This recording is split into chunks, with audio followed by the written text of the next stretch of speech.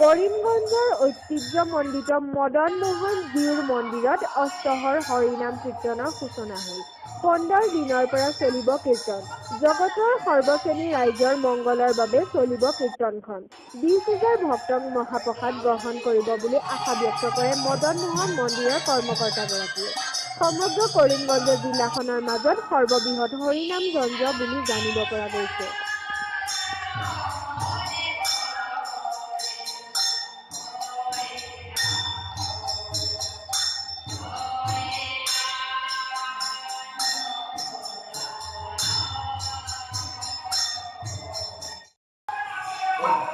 প্রতি বছর না এবার আমাদের এই মদন মোহন মন্দিরে 120 নম্বর বেদে হরিনাম সংকীর্তন শুরু হয়েছে। আজকে আমাদের কীর্তন 3 দিন চলতে চললো।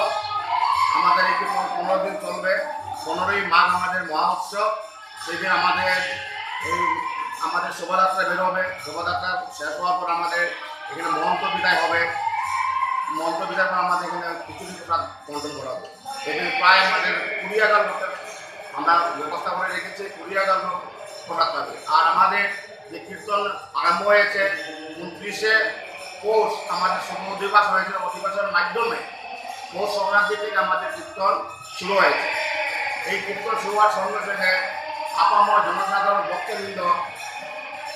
ভক্তবৃন্দ সব আমাদের এই মদন মোহন মন্দিরে আসছে এবং কীর্তন উপভোগ করছে এবং তাদেরকে আমি অনুরোধ জানাচ্ছি। অরবিন্দ দাসৰ প্ৰতিবেদন নেশ্যনেল নিউজ।